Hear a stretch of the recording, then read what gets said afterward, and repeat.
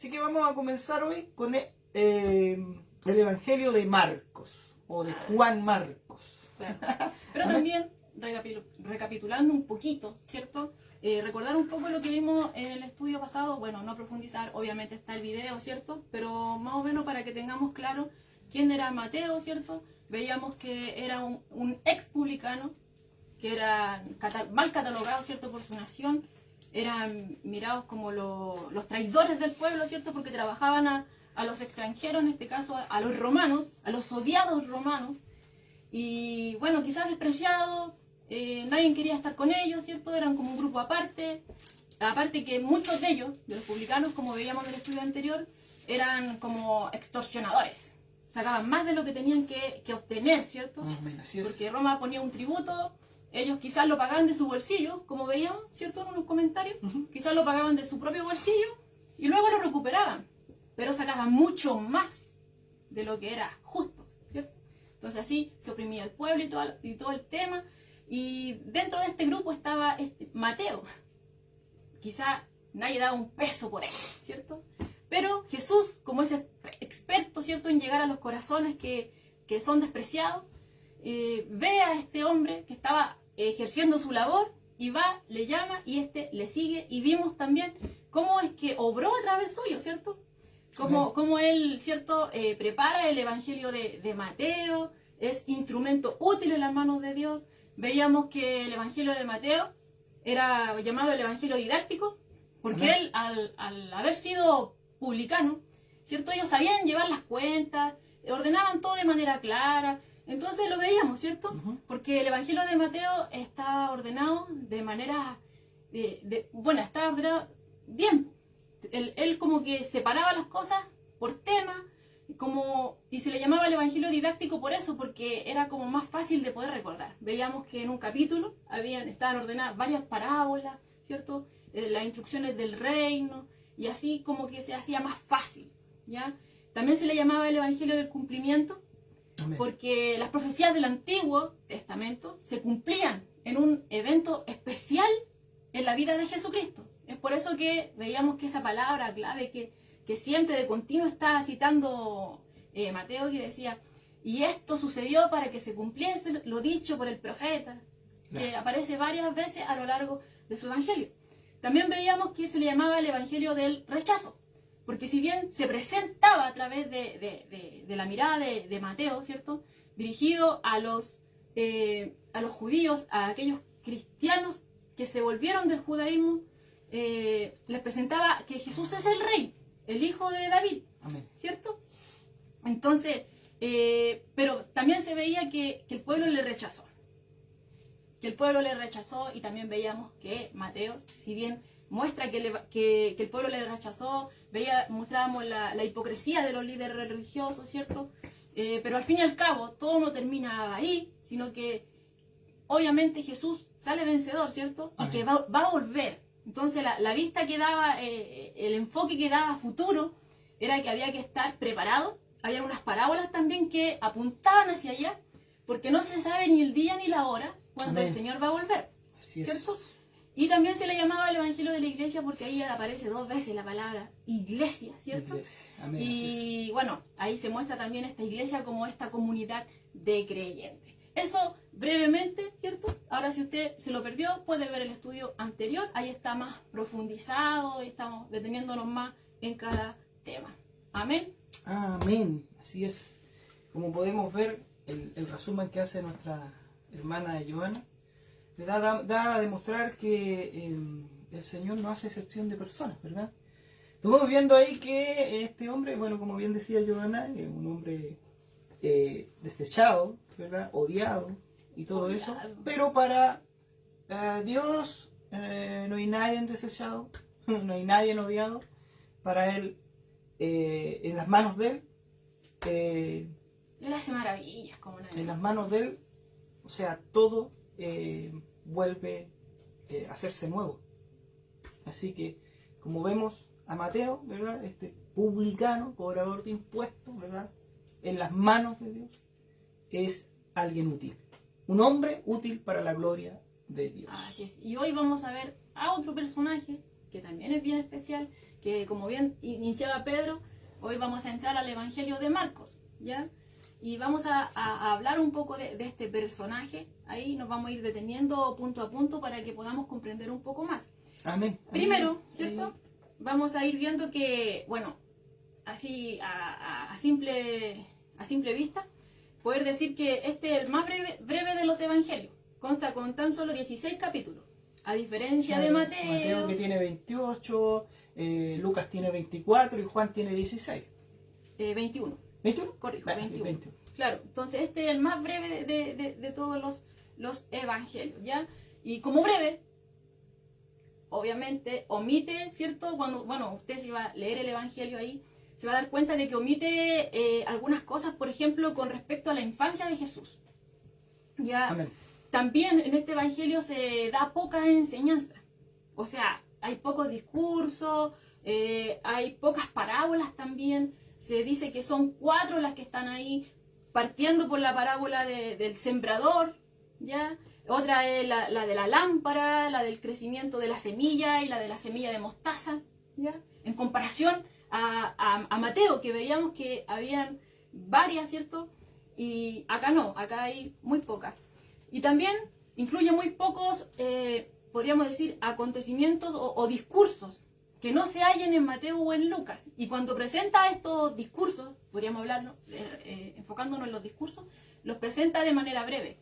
Y también los acontecimientos también los presenta de manera breve, ¿ya? No quiere decir que que deje de lado muchas cosas, sino que él es como bien metódico en este aspecto, porque es como que va al punto y lo explica de manera clara, con las palabras justas y precisas, ¿ya? Y como que se enfoca en el actuar de Cristo. Y de hecho aquí vamos a poder ver a Jesús actuando de una manera realista y con una majestad jamás igualada en ninguno de los otros evangelios.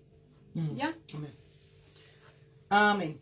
Pero, haber dicho todo esto, ¿verdad? O sea, vemos que Jesús sigue actuando y en el Evangelio de Marcos vemos que sigue actuando y con más realismo y majestad como jamás superado. O sea, Marcos se dedica a que Jesús sea exaltado dentro de todo el Evangelio, durante todo el Evangelio.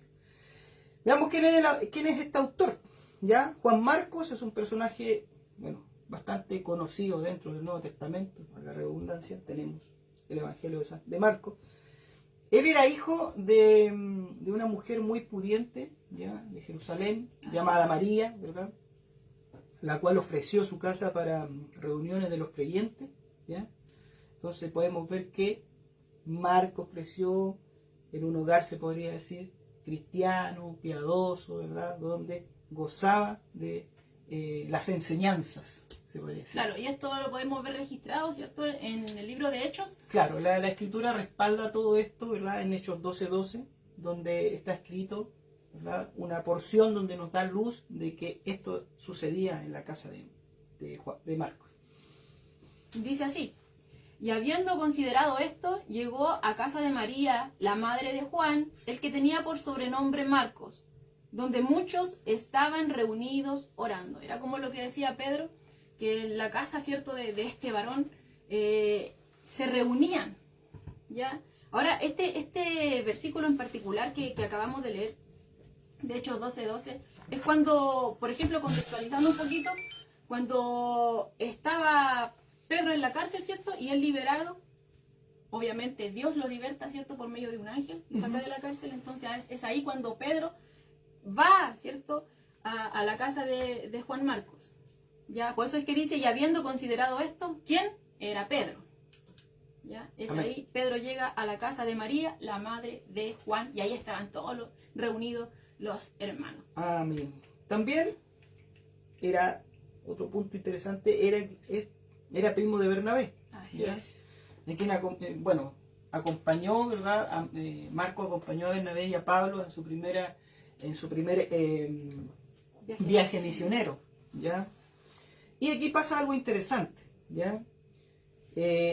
Según Hechos 13:13, dice que más o menos llegó hasta Perge, de Panfilia y luego volvió a Jerusalén con gran decepción de Pablo. Claro, les leo la cita. Dice así, Hechos 13:13. Habiendo zarpado de Pafos, Pablo y sus compañeros arribaron a Perge de Panfilia. Pero Juan, bueno, ya veíamos que Juan, Marcos, apartándose de ellos, volvió a Jerusalén. Amén. Como podemos ver, él se aparta de ellos, ¿verdad? Y lo más probable, bueno, no hay certeza o se puede llegar a una conclusión de que es más probable que este joven tuviera miedo al ver las dificultades y los peligros de la obra misionera, porque en ese tiempo era difícil ser un misionero, tenían por todos lados estaban los enemigos, entonces lo más probable es que este joven, ¿verdad?, haya tenido miedo de todo esto y se haya apartado de ellos, ¿ya? Claro, quizás, bueno, viendo el paganismo también, por las ciudades donde ellos estaban o donde pasaban, ¿cierto? También quizás pudo haber visto en peligro su propia integridad física. Claro. Claro. Entonces, aparte que al parecer era un joven, ¿ya? Claro. Era alguien no era tan maduro como, no sé, pues como su mismo primo Bernabé o Pablo, ¿ya? Pero luego, transcurrido 4 años, Pablo y Bernabé se disponen a emprender su segundo viaje misionero. Bernabé quiere que Juan Marcos lo acompañe, ¿ya? Aquí pasa algo, o sea, después de que vemos que este Juan Marcos, ¿verdad?, se baja de esta, Claro, se baja de seguir este camino misionero, vuelve después de 4 años, ¿ya? Vuelve después de 4 años, pero aquí sucede algo, ¿verdad?, que Pablo no lo quiere. ¿Ya? Veamos la escritura para que lo... Parece que no lo quiere, ¿verdad? Y Bernabé aboga por él, ¿ya? Pero Pablo insiste en que no. Veamos qué dice la escritura. ¿A dónde? Hechos 15, del verso 36 al 41, dice así: Después de algunos días, Pablo dijo a Bernabé: volvamos a visitar a los hermanos en todas las ciudades en que hemos anunciado la palabra del Señor, para ver cómo están. Y Bernabé quería que llevasen consigo a Juan, el que tenía por sobrenombre Marcos. Pero a Pablo no le parecía bien llevar consigo al que se había apartado de ellos desde Panfilia, y no había ido con ellos a la obra. Y hubo tal desacuerdo entre ellos que se separaron el uno del otro. Bernabé, tomando a Marcos, navegó a Chipre, y Pablo, escogiendo a Silas, salió encomendado por los hermanos a la gracia del Señor y pasó por Siria y Cilicia, confirmando a las iglesias. Bueno, ahí vemos entonces que la escritura nos da detalles, ¿verdad?, de que Pablo no se sentía bien con Juan Marcos porque los había dejado solo, ¿verdad? Se había bajado, o sea, había desertado, ¿verdad? Entonces no quería que Juan Marcos estuviera ahí. Entonces hubo un desacuerdo entre Bernabé y cada uno tomó su lugar. Bernabé se fue por un lado, ¿verdad? Y Pablo se fue por otro lado con Silas. Entonces el desacuerdo provoca esta separación de los dos misioneros, ¿ya? En este punto Juan Marcos desaparece de la historia, ¿ya? Narrada en Hechos, Sí. pero años después vuelve a aparecer, ¿ya? En los escritos de Pablo y de la primera carta de Pedro, ¿ya? Bueno, te dice, aparecen los escritos de Pablo, pero si acabamos de leer que Pablo dijo que no quería que fuese con ellos, ¿cierto? Quizás Juan Marcos pensó a lo mejor ya sí quería ir porque fue con ellos. Claro. Pero quizás en el momento, con todas las situaciones, la oposición que se levantaba, las situaciones complejas, quizás, como decías tú, que era un joven, le dio cierto temor, o quizás pensó incluso que a lo mejor no era ser misionero lo suyo. Claro, por los peligros que había. Claro, y se vuelve a su casa, pero Pablo, ¿cierto? Dice, no, pero ahora estamos leyendo acá, y claro, pues. Claro. Aparecen las cartas de Pablo. ¿Qué sucedió aquí? Algo pasó. Algo pasó. O sea, que Pablo lo vuelva a nombrar, ¿ya? Y bueno, y ahí vamos a ver qué pasó aquí ¿Qué pasó? ¿Por qué luego Pablo lo recibe de nuevo? Claro, porque, por ejemplo, acá nos damos cuenta de que este joven ha recobrado, ¿cierto?, la estima del apóstol Pablo, ¿ya? Y de hecho es como su compañero en Roma. O sea, podemos ver a un Juan Marcos diferente. Algo pasó en Juan Marcos, ¿cierto? Incluso como para que podamos ver cómo Pablo habla acerca de él, ¿cierto? En Colosenses 4:10 lo dice de esta forma. Yo lo busqué en la traducción TLA, pero ahí usted anótelo ahí, en Colosenses 4:10, que dice: Aristarco, que está preso conmigo, les envía saludos. Este es Pablo, ¿ya? Aristarco, que está preso conmigo, les envía saludos. También los saluda Marcos, el primo de Bernabé. Si él llega a visitarlos, no dejen de recibirle. Pero no es la única forma, Claro. la única ocasión en la cual habla acerca de él. Así vemos otra epístola enviada a Timoteo desde la prisión en Roma. Y Pablo habla así de Marcos en 2 Timoteo 4:11. Dice: toma a Marcos y tráele contigo, porque me es útil para el ministerio. Vemos aquí un cambio, ahora ya Marcos, ¿verdad? Al parecer ya no era ese joven inmaduro, ¿ya? Que los dejó abandonados al principio. Hasta ahora, hasta este tiempo, Juan Marcos ha tomado madurez espiritual, ¿verdad? Ha madurado, ha comprendido realmente la misión, ¿verdad? Que Dios le había encomendado, ¿ya? Y decide volver a seguirlos, vuelve nuevamente a irse con su primo, ¿verdad? Y al parecer, ¿verdad? Aquí, como vemos, la escritura nos confirma, él ya empieza a tomar su ministerio, ¿ya? De misionero, o sea, de volver a tomar la obra misionera que había dejado estancada hace un tiempo, que había abandonado. Claro, ahora, según la tradición cristiana, bueno, aquí podemos ver, con lo que voy a decir, se va a notar aún más el cambio de este varón, de este joven Juan Marcos. Porque según la iglesia, ¿cómo se llama? La tradición cristiana, dice que Marcos llegó a ser el ayudante e intérprete del apóstol Pedro. Yeah. Del apóstol Pedro. De hecho, como bien decía Pedro delante, si bien Pablo hace alusión a él, ¿cierto?, en alguna de sus cartas, Pedro también lo hace, ¿ya? Por ejemplo, en 1 de Pedro 5:13, dice así: la iglesia que está en Babilonia, elegida juntamente con vosotros, y Marcos, mi hijo, os saludan. O sea, mire cómo le trata Pedro. Marcos, mi hijo. Amén. Mi hijo, o sea, ya, si bien Marcos no se encontró dentro de los primeros seguidores o los primeros discípulos de Cristo, ¿cierto? Pero obviamente la escritura nos deja claro de que él se convierte posteriormente. Claro. ¿Ya? Y que llegó a ser este ayudante del apóstol Pedro. Y que tenía tal cercanía con él que incluso él le llama mi hijo. Uh-huh. Así ¿cierto? es. Y luego, posteriormente, estas mismas enseñanzas que recibe de Pedro, las vemos reflejadas claramente a lo largo de su evangelio. Uh-huh. Así es. Entonces podemos ver que acá la restauración de Juan Marcos al ministerio, ¿ya? Se podría decir que se le debe a el ministerio misionero de Pedro, ¿ya?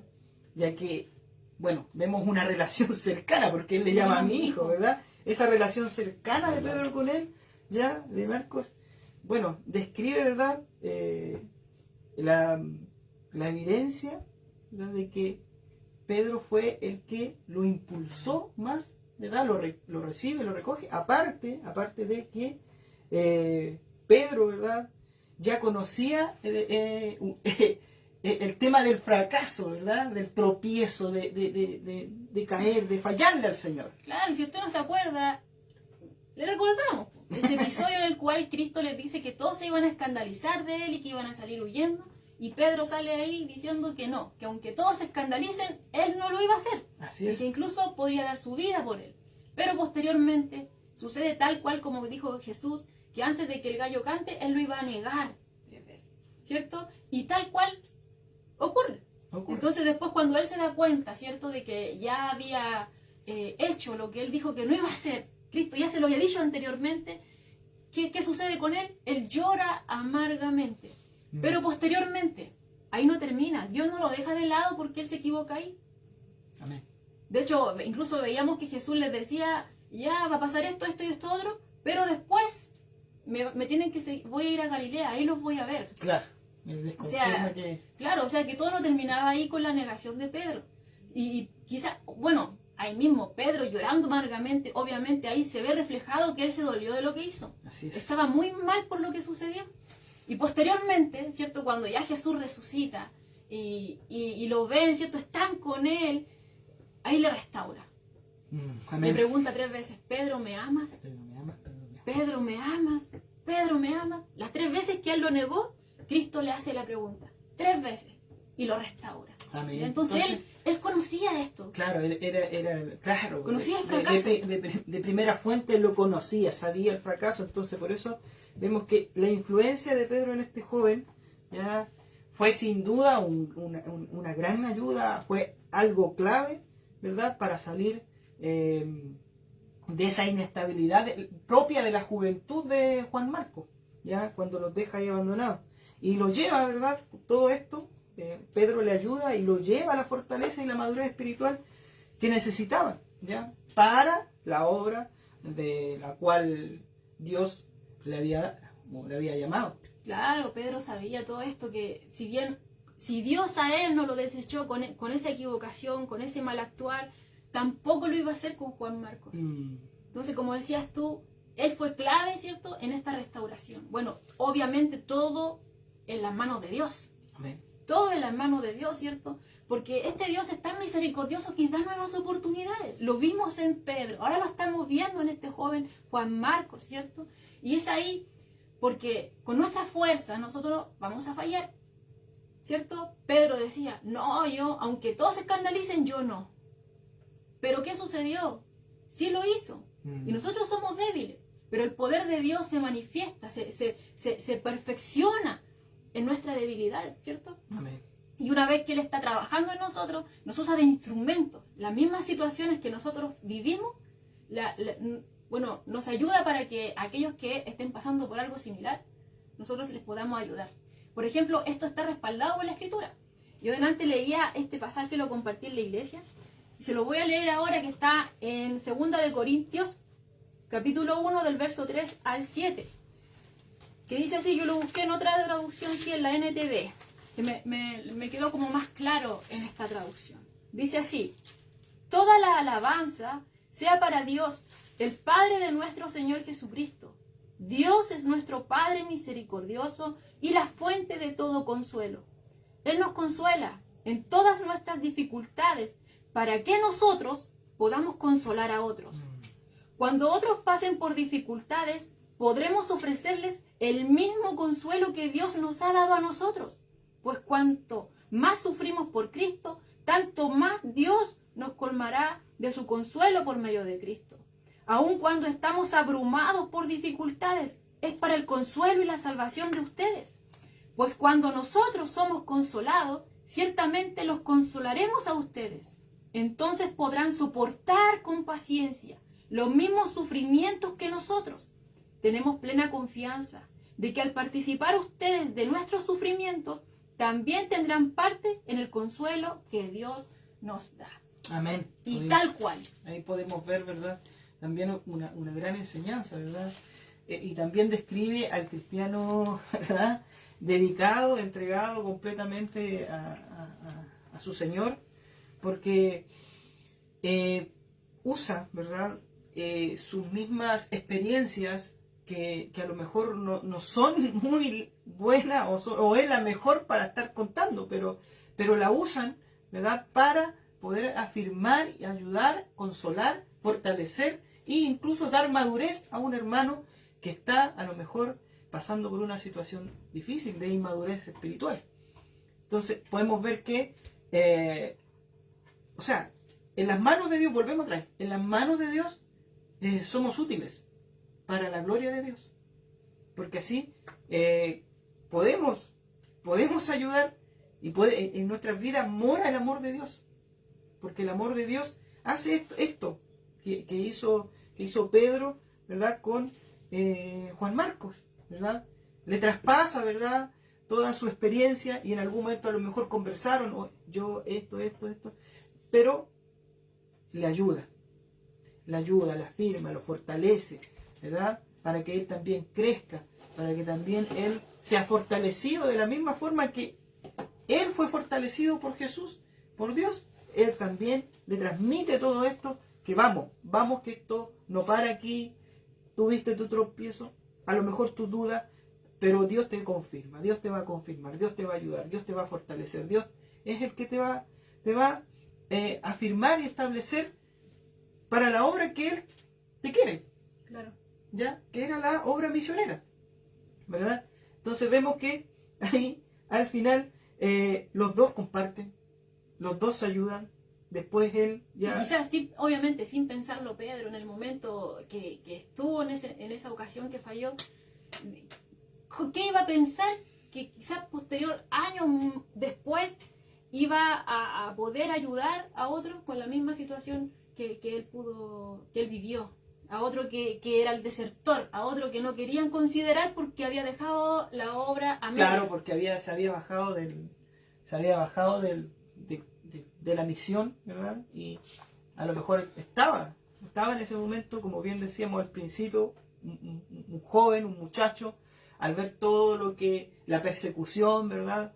Lo terrible que era, no sé, seguir avanzando en la obra en la obra misionera, dijo, no, yo aquí me bajo porque si no, después más allá capaz que me pase cualquier cosa, me devuelvo a mi casa donde mi mamá, donde mi mami, donde mi mami, porque mi mami tiene que estar llorando, pero él se baja, ¿verdad? Y todo eso. Y ahí vemos también, nos muestra a nosotros como cristianos, estamos en esa misma onda, se podría decir así vulgarmente, estamos en la misma conexión como está Pedro, ¿verdad?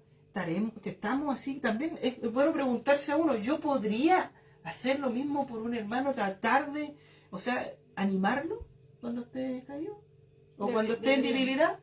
Bueno, es el amor de Dios obrando a través de nuestra vida. Es como, volviendo al tema del Shema, que tenemos que amar al Señor nuestro Dios con todo nuestro ser, con toda nuestra mente, y posteriormente dice, ama a tu prójimo como a ti mismo. Pero eso no nace de nosotros, sino que mientras más yo tengo una relación con Dios, ese amor fluye a través de mi vida para con el otro. Va fluyendo la comunión, por eso es que es importante la comunión con nuestro Señor, porque la comunión con nuestro Señor es la que nos hace, ¿verdad?, que nosotros estemos más conectados con Él. Y ahí somos útiles. Y ahí recién vamos a ser útiles para la obra que Él tiene preparada para nosotros, o para la obra que Él nos ha llamado, ¿verdad? Entonces, vemos que también nos deja una gran enseñanza. Como cristianos, como seguidores de Cristo, estamos en el mismo, podemos llegar a ser así en algún momento. Si no, bueno, hay que tener más comunión con Dios, hay que buscar más de Dios para que eso también llegue a nosotros. Y como yo siempre digo, o sea, uno a la iglesia va, pero va a ayudar al otro hermano, a lo mejor en oración, ¿no es cierto? Y para eso nosotros nos congregamos en el día domingo o los días de oración, ¿verdad? Porque ahí estamos haciendo comunión, estamos orando por aquel que lo necesita, y también en la iglesia pasa eso. Está la coinonía, está la comunión, ¿verdad? Está la oración del hermano que está al lado, clamándole a Dios para que ayude a cierto hermano, ¿verdad? Eso es lo que nos destaca a nosotros, que estamos constantemente en comunión con Dios y orando por aquel que lo necesita, por aquel que a lo mejor necesita ser fortalecido en el Señor, pero también necesita a lo mejor una palabra de nosotros. Y estamos preparados a lo mejor para eso. De repente no tenemos a lo mejor la palabra para aquel hermano, porque no venimos a la Escritura. La Escritura a nosotros nos ayuda, porque como les decíamos al principio cuando comenzábamos y orábamos y pedíamos al Señor, que también esta palabra quede grabada en nuestros corazones para así nosotros ser de bendición para aquel que lo necesita. Que a lo mejor Dios va a poner a alguien en nuestro camino, y esa alma, ¿verdad?, va a necesitar ser alimentada, va a necesitar ser también llena de la palabra de Dios, y para que esa persona también pueda confiar en Dios, ¿verdad?, y también creer en Dios. Así que el Señor nos ayude, ¿verdad?, a que tengamos esta misma relación dentro de nuestra iglesia, lo más probable es que algún hermano va a fallar, pero ahí estamos nosotros. O a lo mejor algún hermano va a estar pasando una dificultad, ahí estamos nosotros. Y de eso se trata todo esto. Somos un solo cuerpo, como decía. Claro, y las dificultades que usted pueda estar atravesando en este momento, quizás usted ni siquiera se lo imagina, pero bueno, Dios está obrando en su vida. No se va a dar ni cuenta, ¿cierto? Cuando, por ejemplo, puede aparecer a alguien que a lo mejor está pasando por la misma situación y el Señor lo va a mover a usted específicamente porque usted ya pasó por esa situación y lo va a ayudar a animar a otro. Así es. Y también nos ayuda porque, si bien nosotros no somos perfectos, el único perfecto aquí es Cristo. Nosotros somos dados a equivocarnos, somos dados a desertar. Cualquiera podría apuntar, oh no, Juan Marcos, no lo lleven más porque ese nos dejó botado, no nos sirve, no, lo va a hacer de nuevo, ¿cierto? Pero ¿quiénes somos nosotros para lapidar a alguien? Si incluso nosotros mismos nos hemos equivocado muchas veces y quizás hemos dicho vamos a hacer algo, pero llegamos a un momento y algo sucede que no podemos seguir avanzando. ¿Qué viene la palabra? Y claro, la palabra y de otro Dios, puede o sea, decir, ¡ay, pero no fue capaz de hacerlo! No, pero es que no tiene que ser así. Pero la otra persona, la que no pudo llevar a cabo, ¿cierto? Lo que a lo mejor en algún momento ideó hacerlo, pero por X situación, un impedimento suyo, quizás situaciones confusas que pasan dentro de uno mismo, le impidió seguir avanzando. Quizás el miedo, situaciones, quizás la vergüenza, impiden dar ese paso, ¿cierto? Pero esa persona, uno no sabe, uno lo ve por fuera, pero a lo mejor le siente mal por haberle fallado al Señor, por no haber podido ser útil en ese momento especial, y se duele en su corazón y está mal, así como incluso Pedro lloró amargamente, porque no quiere decir, es que no lo hizo, no, es que ya no hay que considerarlo más. Aquí podemos ver que Dios obra, Dios nos hace a un lado. ¿Y quiénes somos nosotros para dejar de lado a alguien? ¿Cierto? Incluso podemos ver aquí a Pablo, que quizás en el momento no quiso estar con él, pero posteriormente sí lo considera, porque hay un cambio en Juan Marcos y también hay un cambio en Pablo. Y ahí podemos ver que, si bien nosotros tenemos dificultades ahora, también lo había en ese entonces, ¿cierto? Y es Dios obrando en nuestras vidas, trabajando en cada uno de nosotros, porque nos tiene que ir perfeccionando. Así es. Bueno, la perfección de Dios es diferente para cada alma, es diferente para cada hombre, para cada mujer, es diferente. La perfección de Dios trata personalmente con cada una de sus ovejas personalmente. Él no es así como hace un grupo y esto los voy a todo igual. A todo, no. O sea, diferentes tratos para diferentes almas. Así que es una gran enseñanza. Me gustó esta parte a mí porque yo la leí, la volví a leer y me gustó porque deja una gran enseñanza, y también no solamente una enseñanza, sino que también me obliga a mí a mirarme cómo estoy. Claro, ¿no? Y a mí, por ejemplo, me maravilla porque en el estudio anterior vimos que llamó a un publicano, a aquel que nadie quería estar con él, que era un extorsionador, prácticamente mafia, ¿cierto? Claro. Odiado por todos y temidos a la vez porque tenía la autoridad, podía hacer así y poder hacer que esa persona sea una esclava si no tenía el dinero o para poder dar tributo, ¿cierto? Pero Jesús le llama y transforma ese corazón, ¿cierto? Y lo hace útil. Y ahora vemos aquí a un desertor que él no lo hace a un lado porque se equivocó. Aquí entonces vamos viendo, ¿verdad? Que, bueno, vamos viendo que Mateo, Marcos no eran perfectos, ¿ya? No, tampoco estaban como diciendo así, no, yo cuando esté listo, llámame Dios, cuando esté listo, pero ahora no. No, Dios no estuvo así, de esa forma. O sea, vemos aquí a dos hombres, vemos a dos siervos de Dios que dentro de todas sus imperfecciones, ¿verdad? Dios hace un diamante de ellos. Claro, aquí lo único que vemos es Dios glorificándose. Amén. Así es. Lo único que vemos, ¿cierto? Así es. Al igual que en nuestra vida, porque si no fuera por Él, no estaríamos aquí. Quizás dónde estaríamos por ahí en el mundo tratando de, no sé, de hacer que las pasiones de nuestro cuerpo sean saciadas. Bueno, eso con respecto al primer punto que era con referencia al autor. Ahora vamos al segundo punto, que es con respecto a las características de Marcos. ¿Ya? Si bien habíamos dicho, ¿cierto? Que, bueno, en un breve repaso que habíamos hecho, que Marcos, ¿cierto?, se dirige a los gentiles, pero específicamente a los romanos, ¿ya? Y aquí nos vamos a ir dando cuenta del por qué se llega a la conclusión de que se dirige específicamente a los romanos, ¿ya? Primeramente, en el Evangelio de Marcos hay poco énfasis en cuanto a las leyes o a las costumbres, ¿cierto?, judías. Pero cuando Marcos hace alusión a algo de ello, se esmera mucho en explicarlo. Por ejemplo, cuando habla acerca de lo escrupulosos que eran los judíos con respecto a la purificación ceremonial de sus personas y de las vasijas, ¿ya? Él se esmera mucho en explicar esto. Veámoslo. Veámoslo en Marcos 7, del versículo 1 al versículo 4, dice la Escritura: se juntaron a Jesús los fariseos, algunos de los escribas que habían venido de Jerusalén, los cuales, viendo a algunos de los discípulos de Jesús comer pan con manos inmundas, esto es, no lavadas, los condenaban. Porque los fariseos y todos los judíos, aferrándose a la tradición de los ancianos, si muchas veces no se lavan las manos, no comen. Y volviendo de la plaza, si no se lavan, no comen. Y otras muchas cosas hay que tomaron para guardar, como las lavamiento de los vasos de beber y de los jarros y de los utensilios de metal y de los lechos. Claro.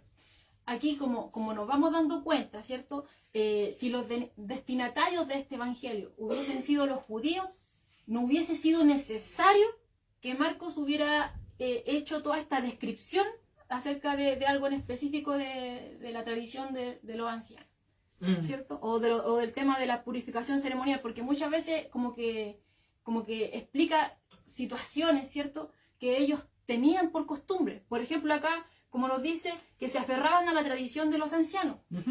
Y eso lo veíamos, ¿cierto?, en uno de los estudios anteriores, que era esta tradición de los ancianos, eran interpretaciones que ellos hacían de la ley y sacaban sus propias reglas, ¿ya? Y las ponían casi a la par de la misma palabra de Dios.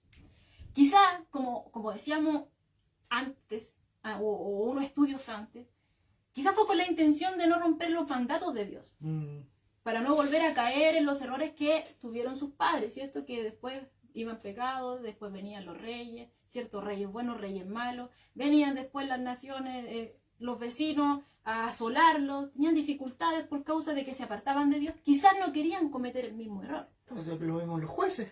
Claro, entonces lo más probable es que hicieron esto, ¿cierto? Empezaron a ver los mandatos y a poder sacar interpretaciones de estas leyes y buscando así alguna forma, para no quebrar el mandamiento, esto otro, ¿cierto? Pero después se empezó a desviar todo esto y le ponían más cuidado, se aferraban más a las tradiciones de los ancianos, a las interpretaciones que ellos hacían y a las reglas que traía esto, que eran de hombre, no están en la palabra de Dios, que a la misma palabra de Dios, ¿ya? Entonces, bueno, aquí nos vamos dando cuenta de que sí se dirige a un público que no es judío, porque él se esmera, como les decía, en explicar todas estas cosas. Si hubieran sido judíos, se hubiera saltado todo esto, porque todo del común, todos lo conocen. Claro, pero ellos mismos lo guardaban, porque como bien decías tú, ahí dice, porque los fariseos y todos los judíos, claro, ¿cierto? Está hablando al pueblo. Claro, entonces le está explicando a alguien que no sabe de esto, ¿ya? Entonces aquí hay un punto que nos deja claro de que, bueno, que nos ayuda, ¿cierto?, a darnos cuenta de que realmente se dirigía a los gentiles, a aquellos que no eran judíos, específicamente a un a pueblo los que no, romanos. Claro, que no conocía. Y también podemos ver que lo importante, la forma de la narración, ¿verdad?, histórica, que es muy breve. Claro. Hace algo breve, o sea, corto y conciso, es como ir al grano. Claro, lo explica de manera clara, ¿cierto? Con pocas palabras y usa las palabras adecuadas, ¿ya? Como bien decía Pedro, es una narración histórica, pero es breve, ¿ya? Claro. ¿Por qué? Porque él como que se enfoca más en el tema de los acontecimientos que en las enseñanzas de Jesús o en los discursos. Pero eso no quiere decir que usted no va a encontrar discursos en el Evangelio de Marcos, ¿ya? Eso no quiere decir que no va a encontrar discursos. De hecho, el capítulo 13 de este libro, ¿cierto? Nos habla, nos da un discurso acerca de los últimos tiempos o con referencia, podríamos decirlo, a la segunda venida de Cristo. Y abarca todo este capítulo 13, ¿ya? También en el capítulo 7, del verso 1 al 23, hay temas doctrinales con referencia a esto mismo de la tradición de los ancianos, ¿ya?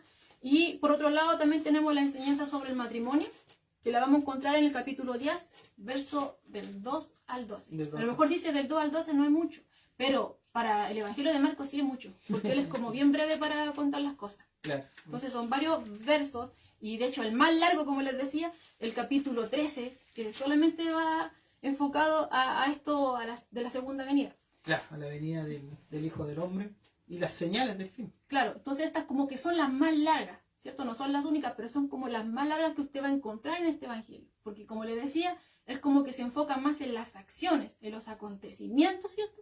Que en las enseñanzas o en los discursos. Y de hecho, cuando aparecen las enseñanzas cuando aparecen ciertas enseñanzas o discursos, es como que trata de hacerlo lo más breve posible. O definitivamente se omiten. Si están, claro, los puede encontrar en Mateo, pero quizás en Marcos no va a estar. Claro. Y si lo encuentra, va a estar más breve. Claro. Es como hacer un resumen bien Bien preciso para lo justo y lo necesario para que entienda el oyente. Claro y no tan largo. Claro. Pasando por todo. Claro, es que a algunos les gusta más profundizar, pero específicamente al público al cual se está dirigiendo. Claro, que es un romano. Este varón, ¿cierto? Es ahí el punto. Es ahí el punto de por qué recalca más las obras, ¿cierto? ¿Por qué? Porque los romanos eran hombres más de acción. A ellos les gustaban más los hechos que las enseñanzas. Y es por eso que cuando usted abre el Evangelio de Marcos, se va a ir dando cuenta de que viene un acontecimiento tras otro acontecimiento y otro y otro. Es como que no tuviesen tiempo ni siquiera para dormir. Es como que hicieron esto, después pasan para acá y después para acá y para acá. Es como que da la impresión de que va muy rápido este Evangelio. A diferencia de cómo estamos en la iglesia predicando Juan, donde dice, y el siguiente día, ¿verdad? Y va dando pistas, ¿verdad? De que pasaron tantos días, de que en qué lugar se encontraban. No, aquí Marco se va a encontrar con que va tirando y no deja espacio para un reposo. ¿Ya? Claro, y de hecho, con respecto a esto que da la impresión de que va rápido, pasamos al otro punto, ¿cierto? Que nos habla de que este evangelio se caracteriza por esta rapidez en la narración, ¿ya? Y era como, por lo que les decía anteriormente, como que él se enfoca más en el tema de las acciones, más que de la enseñanza, ¿ya? Él pone poco énfasis en la enseñanza, como les decía, y cuando las cita, cuando pone ahí las enseñanzas de Jesús, las hace más breves, claro, en comparación al otro evangelista. De hecho, este evangelio, por lo mismo, se le conoce como el evangelio de la actividad intensa y continua. Aquí vamos a darnos cuenta de que todos los episodios están llenos de vida, están llenos de movimiento, están llenos de vigor, ¿cierto? Hay mucha fuerza, hay mucha energía. Es como que no paran, ¿ya? Y de hecho, hay un ejemplo bien particular, ¿ya? Que es, por ejemplo, que aquí en Marcos se ven las agotadoras labores del maestro, que es cuando está la presión de las multitudes, que está de continuo buscándole para hallar sanación, vienen, se van, vuelven a venir, ¿cierto? Buscando a Jesús para poder encontrar la solución a sus problemas físicos, y también venían a buscarlo para oír sus enseñanzas. Claro. Entonces estaban tan de continuo tras de Jesús, tras de sus discípulos, que incluso Marcos nos dice que ni siquiera tenían tiempo para comer. Claro. Y eso usted lo puede encontrar en Marcos 6, verso 31, que decía que tanta gente que venía, que ellos ni siquiera tenían tiempo para comer. ¿Ya? Entonces ahí nos vamos dando cuenta de que, claro, que es como que viene una cosa tras otra y da la impresión de que va rápido. Aquí hay movimiento tras movimiento, ¿cierto? no hay lugar como prácticamente para descanso. Y en todo esto, aunque pase en toda esta situación que la gente buscaba a Jesús, ya sea por la enseñanza, quería oír, o porque nadie enseñaba como él, nadie tenía la autoridad que tenía él, o para poder obtener de él algún milagro de sanación, Jesús nunca se impacientó, siempre lo vimos sereno, ¿cierto?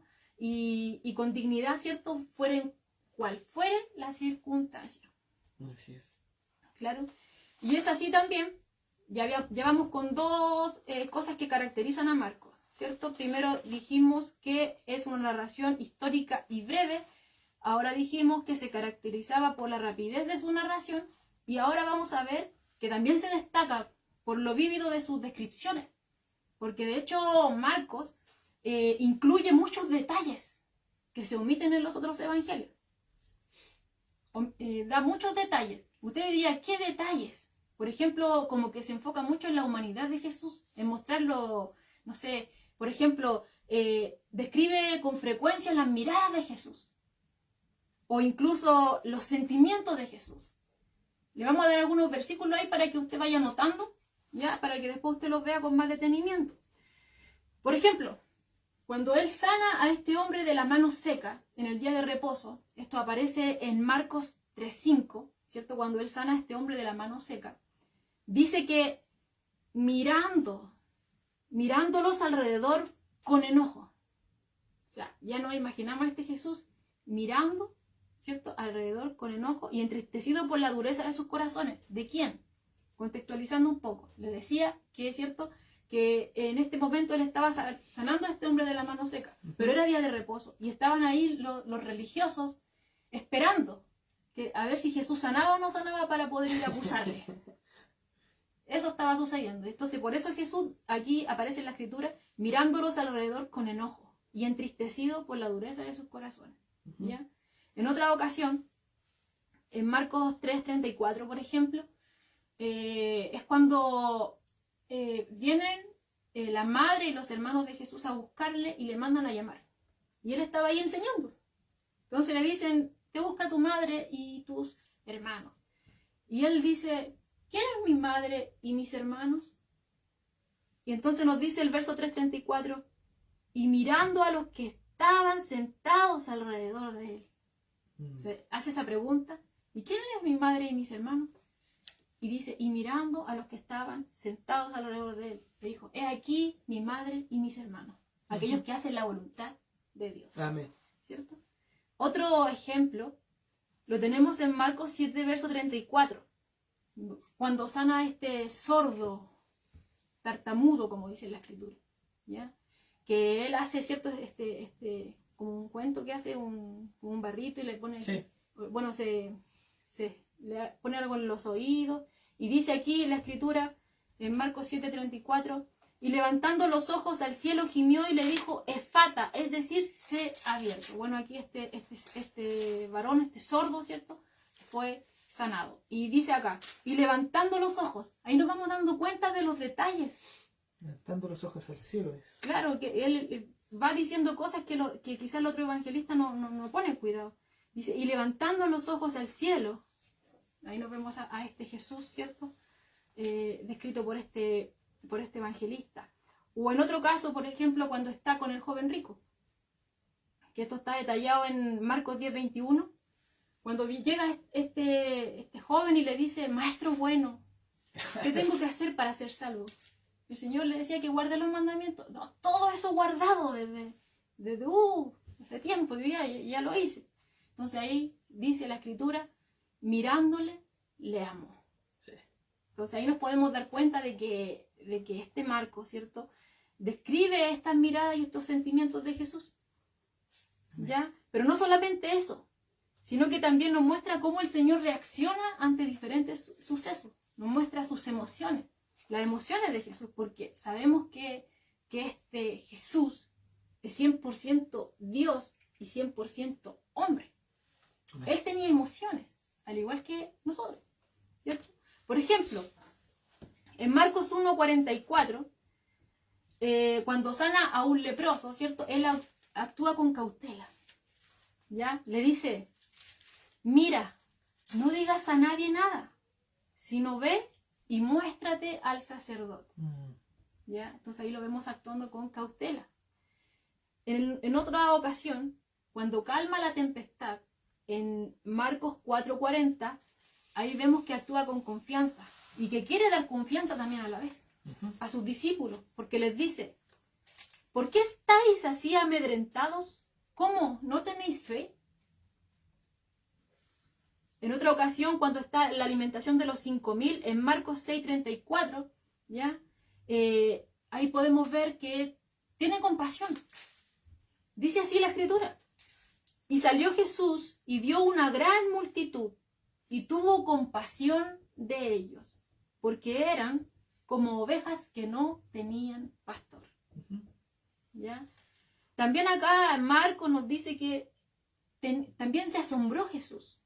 También se asombró en un episodio particular cuando él estaba en Nazaret, en Marcos 6:6, que nos dice así: y estaba asombrado de la incredulidad de ellos. Estaba asombrado. ¿De qué? En esta ocasión Jesús estaba enseñando en la sinagoga, ahí en Nazaret. ¿Y qué pasa? Que los que estaban ahí mismo empezaron a decir: ¿qué sabiduría es esta? ¿Cómo hace milagros? ¿Y de dónde tiene estas cosas? ¿No es hijo de José el carpintero? ¿No es hijo de María? ¿No son sus hermanos tales? Entonces ahí, cuando nos dice aquí la Escritura, que estaba asombrado ante la incredulidad de ellos. Pero no solamente eso, sino que hay un episodio bien particular que usted se va a recordar muy rápido, que es cuando estaban en el huerto del Getsemaní, que está en Marcos 14, versos 33 y 34, cuando vemos a un Jesús muy triste, está angustiado, ya está con tristeza. Y dice así: y tomó consigo a Pedro, a Jacobo y a Juan, y comenzó a entristecerse y a angustiarse, y les dijo: mi alma está muy triste hasta la muerte.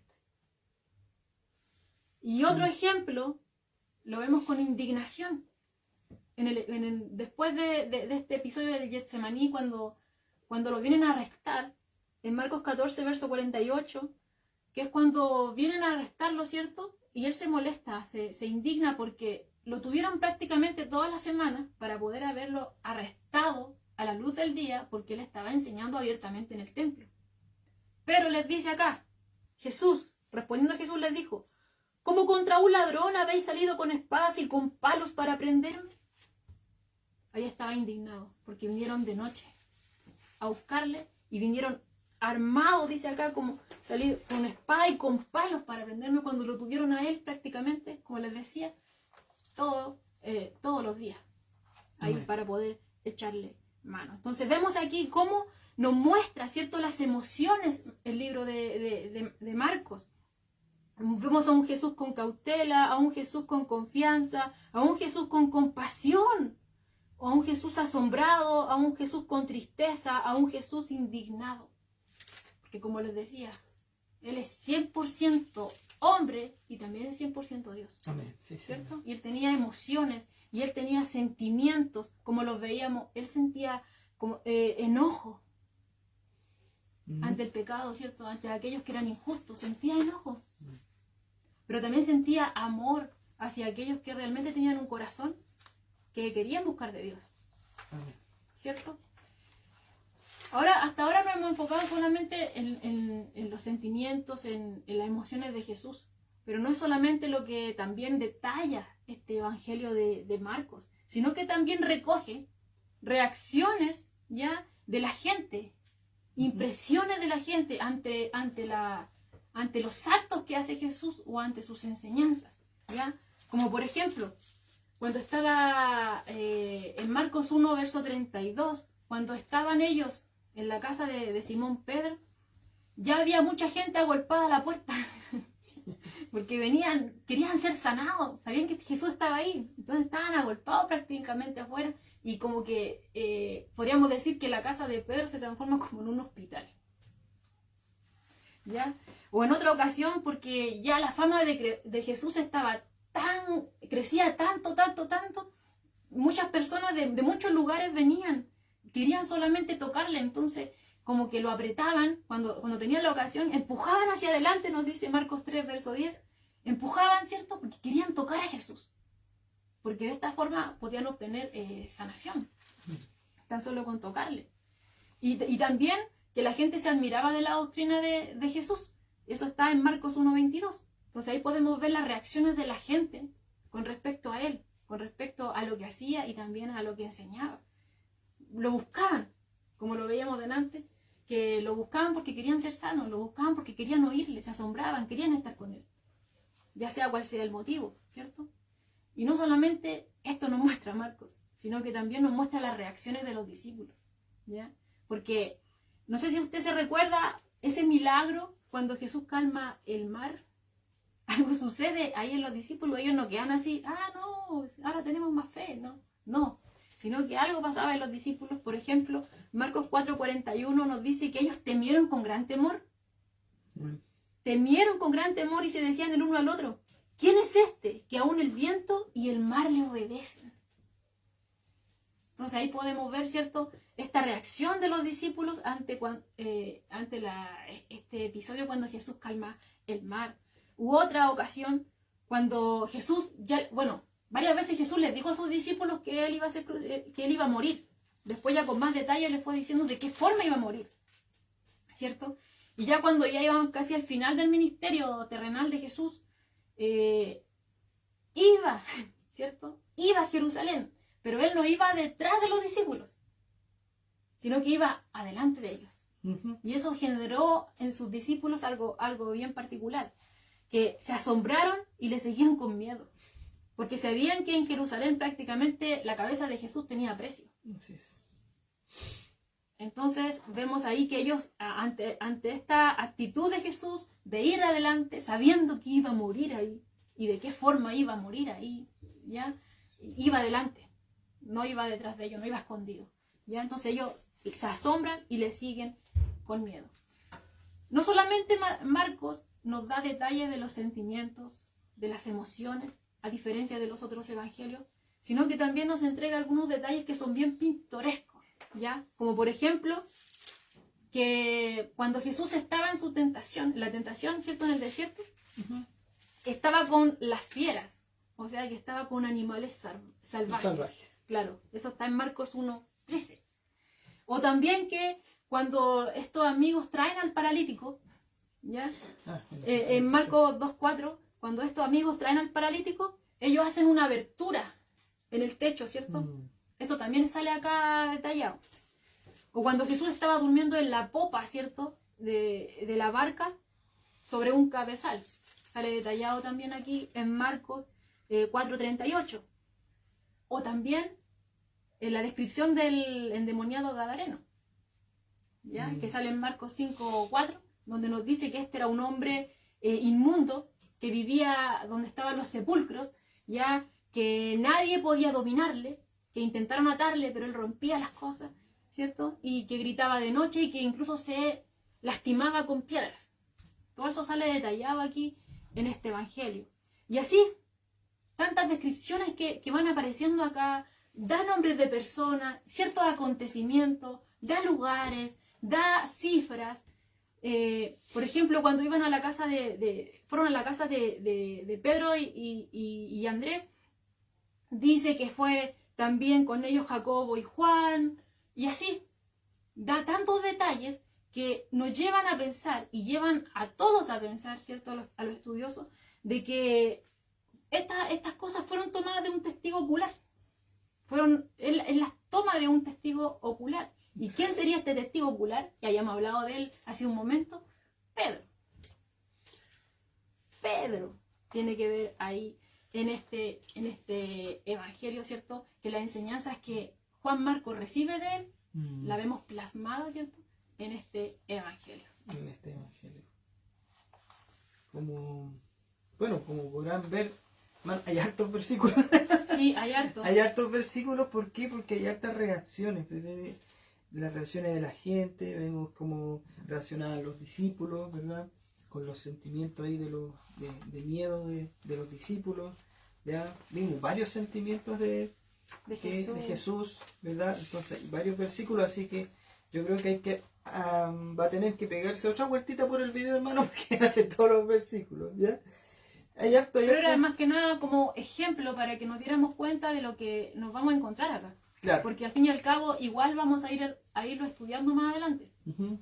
Sí, pero es que está bueno porque así los hermanos van a ir comprendiendo más el libro en sí.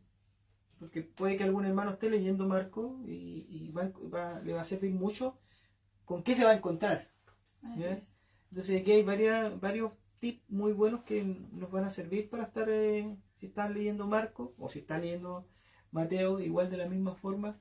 Después vamos a pasar a Lucas, también van a ver tips ahí que son importantes, así que no es bueno esto de poder, porque si uno entiende más, claro, va entendiendo más el libro, porque estamos haciendo, como se dice, un resumen, se podría decir, de lo que vamos a encontrar ahí. Claro, lo que vamos a ver más adelante. De lo que vamos a ver más adelante. ¿Ya? Así que muy, muy, muy, muy completo esto, está muy bueno. Y, o sea, ¿qué podemos decir de Juan Marcos? O sea, vemos la mano de Pedro aquí. Vemos que Pedro es el que le va instruyendo y va, al final vamos viendo que aparece este libro. Claro, y cómo nos podemos dar, por ejemplo, lo que les decía anteriormente, cuando ellos van a la casa de Simón, ¿cierto? Y de Andrés, ahí no estaba Juan Marcos. Entonces, ¿cómo le iba a saber, cierto, que quiénes fueron ahí a esa casa? Claro, y dice ahí que Juan y Jacobo fueron en Marcos 1:29. ¿Cómo lo iba a saber? Claro. Un testigo ocular. ¿Y quién era el que pasaba con él? Era Pedro. Pedro, sí. Podemos ver que... Entonces aquí nos damos cuenta que si bien es un relato breve, pero él como que se detiene en hartos detalles. En las miradas, en los sentimientos, en las emociones de Jesús, de los discípulos, de la gente. Él se detiene en todas esas cosas. Y eso no lo vamos a encontrar en el otro libro, ¿no? O quizás... puede que haya claro, pero acá él se esmera en eso. Claro, resalta más estos tipos de, se podría decir, de gestos, emociones, claro, sentimientos, como decías tú, las reacciones del oyente, la reacción de los discípulos. Entonces vamos a encontrarnos con esta información que va a ser muy, muy buena para poder entender un poco más este libro y después más adelante el estudio completo. Claro. Ahora pasamos al siguiente punto, ya que aquí se presenta a Jesús como el siervo de Jehová. ¿Ya? Pero si usted entra al capítulo 1, verso 1, se va a encontrar con un versículo bien particular acá en el Evangelio de Marcos, que dice así: principio del Evangelio de Jesucristo, Hijo de Dios. Entonces dice, ay, pero la hermana está diciendo que lo presenta como el siervo de Jehová, pero acá dice que es el Hijo de Dios. ¿Ya? Si bien sabemos que Jesús era el Hijo de Dios, Amén. Y lo hemos visto obrando, ¿cierto? Los evangelios lo muestran obrando con un poder irresistible, echando fuera demonios, ¿cierto? Sanando enfermos sin límite. Él obrando, el poder de Dios obrando, ¿cierto? En él, 100% Dios, 100% hombre, obviamente siempre sujeto al Padre, Amén. ¿cierto? Sí. En obediencia. Y claramente todas las maravillas que Jesús hacía, ya muestran o son credenciales de su persona, ¿ya? Porque son pruebas de que él goza con esta autoridad divina y también de que él obra en compasión de la humanidad. Amén. ¿Cierto? Pero, aquí hay un pero, ¿ya? El énfasis de Marcos no es en mostrar que Jesucristo es el Hijo de Dios, como si, o la deidad de Cristo, como si lo hace Juan, claro. ¿ya? Sino que el énfasis de acá de Marcos es mostrar a Jesús como el siervo de Jehová, como aquel que había sido profetizado por Isaías, ¿ya? Por ejemplo, en Isaías 42, verso 1, ¿ya? Que es el primer canto al siervo de Jehová, que comienza así, que dice: he aquí mi siervo, yo le sostendré, mi escogido, en quien mi alma tiene contentamiento. He puesto sobre él mi espíritu. Eso nos suena también en el Nuevo Testamento, ¿ya? Por ejemplo, acá estas palabras se repiten en Marcos capítulo 1, versos 10 y 11, que dice así: Recuerda ese momento del bautismo de Jesús, ¿cierto? Que dice así: cuando subía del agua, vio abrirse los cielos, y el Espíritu como paloma descendía sobre él. Y vino una voz de los cielos que decía: tú eres mi Hijo amado, en ti tengo complacencia. Ahí vemos similitud con lo que profetizó Isaías, ¿cierto? Isaías obviamente lo dijo mucho tiempo antes, pero en este momento en particular, en esta ocasión, ¿cierto? Cuando Jesús estaba en este río Jordán siendo bautizado, se cumple esta profecía. En Isaías, ¿cierto? Se decía: he aquí mi siervo. Claro. Y acá en Marcos dice: tú eres mi Hijo amado. Acá en Isaías dice: en quien mi alma tiene contentamiento. He aquí mi siervo, en quien mi alma tiene contentamiento. Acá en Marcos dice: tú eres mi Hijo amado, en ti tengo complacencia. Acá nos dice: he puesto sobre él mi espíritu, en Isaías. Y acá en Marcos dice: y vio abrirse los cielos y al Espíritu como paloma que descendía sobre él.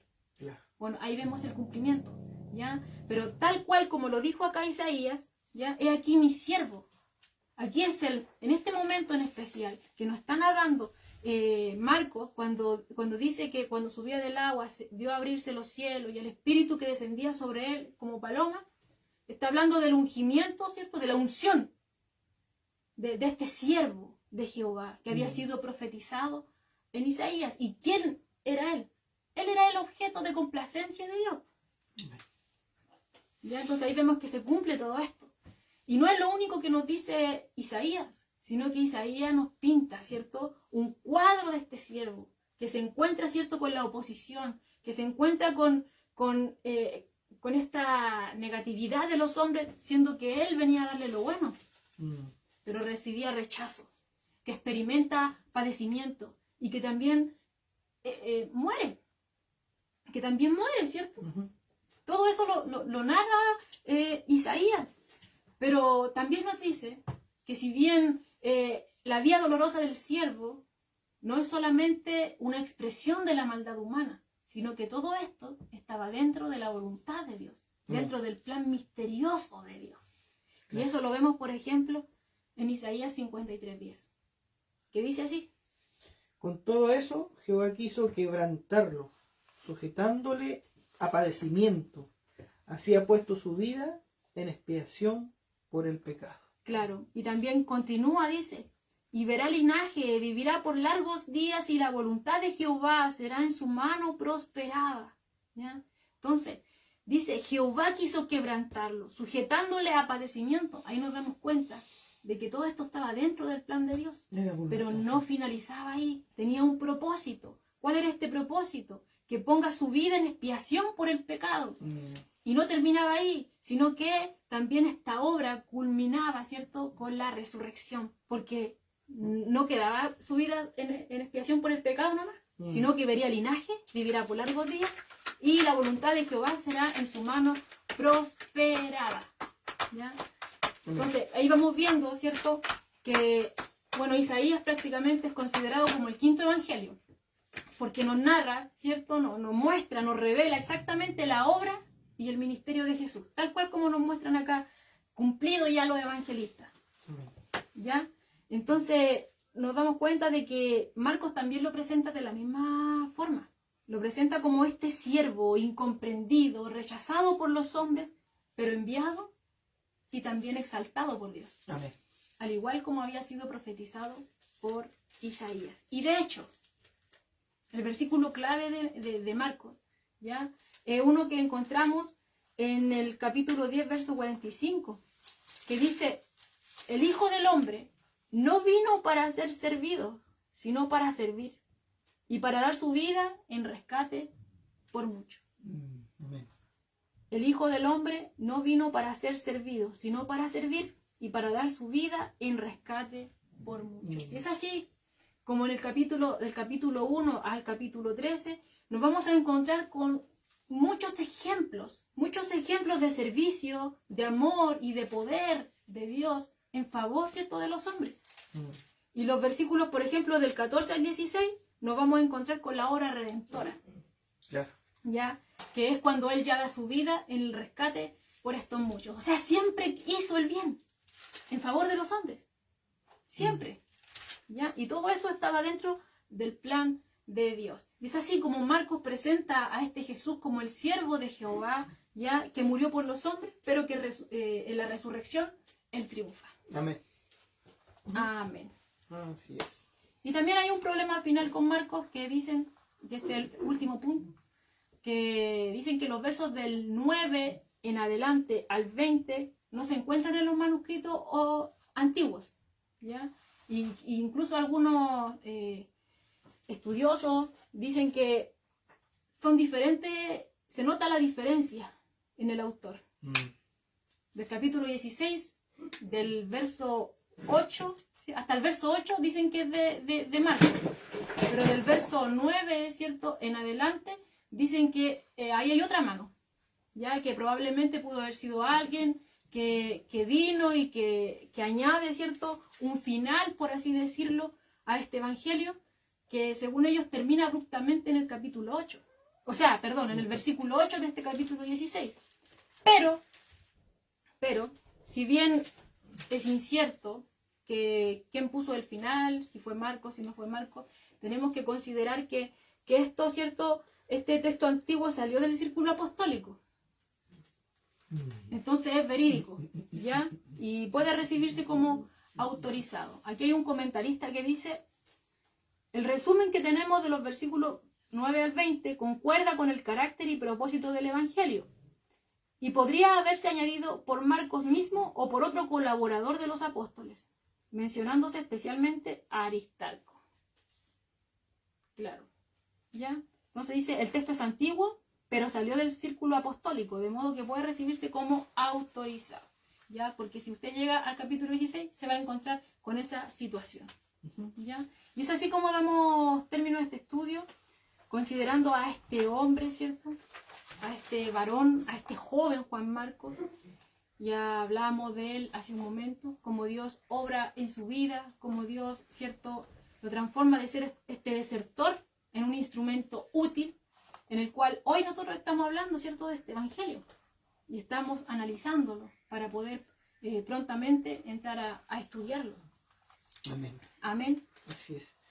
Sí, también estuve viendo por ahí que decían que Marcos lo dejó así con una intención, o sea...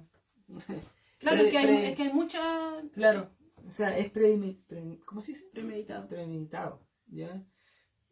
Por algo hizo ahí. Pero sí, hay varias hipótesis sobre esto, pero el final es que sigue se podría decir, la misma ruta de los otros evangelios, que muestran a un Jesús, ¿verdad?, padeciendo, teniendo, ¿verdad?, siendo crucificado, después luego resucitado, apareciendo. Claro, aparte que no sale nada que no salga en la escritura. Claro. Lo que está ahí ocurrió realmente. Ocurrió todo. Claro, no hay nada que haya sido inventado y veo, no, esto no corresponde. Claro. Y como decía ahí, fue revisado también. Claro. Y obviamente todo está bajo la inspiración del Espíritu. Amén. Así que, muy buen estudio. Quedamos muy bien, muy bien informados en este estudio del día. Digamos, gracias a cada uno de los hermanos que hoy nos pudieron ver, nos pudieron estar viendo. Aquí vemos a nuestro hermano Jorge Yantén, ¿ya? Y también está por ahí nuestra hermana Alicia. Están conectados ahí por las redes sociales. Así que vamos a estar orando para el término a la escritura, al estudio del día de hoy. Así que tenemos nosotros, vamos a estar orando. Le damos gracias, Padre amado, por tu palabra. Gracias, Señor, por poder tener estas redes sociales, Señor, y poder llegar a cada uno de aquellos hermanos que han dispuesto hoy poder buscar de ti. También escucharte, Señor. Quieren aprender, Señor. Queremos aprender de ti. Queremos conocerte más. Queremos ver, Señor, tu gracia, Señor, en toda la escritura, Padre amado. y tú lo que tienes preparado para nosotros. Nos enseña, Señor, en la Escritura Señor, que tú de lo desechado, amado Padre, tomas, Señor, para tu gloria. Y te damos gracias, Señor, porque nos enseñas, porque tú nos instruyes, Señor, que tú siempre estás con nosotros, que nos animas, Señor, a seguir este camino, Señor, que es un camino, ¿verdad?, de salvación, un camino donde también por intermedio de nosotros, Señor, tú llamas a muchas almas más, Señor. Te damos gracias, Señor, por tu misericordia. Te pido una bendición para cada uno de mis hermanos que nos están viendo y que nos van a ver en algún momento, Señor. Seas tú ayudándole y bendiciéndole en cualquier situación, Señor, que estén pasando. Seas tú fortaleciéndole, afirmándole, Señor, en esta semana, Señor, en su caminar, en su búsqueda, Señor, que es en Jesucristo. Y que también, Señor, ayúdanos a amarte, ayúdanos a anhelarte en nuestro corazón, a buscarte por intermedio de las Escrituras, Señor, a estar en oración y en comunión contigo, Señor, para poder tener ese corazón, Señor, ese corazón con tu palabra y lleno de tu amor, Señor, también para ser útiles, Señor, en tus manos, Señor, para muchas almas más que tú coloques en nuestro camino. Te damos gracias, Señor, bendecimos y glorificamos tu nombre y toda la gloria es para ti en el nombre de Jesucristo. Amén y amén.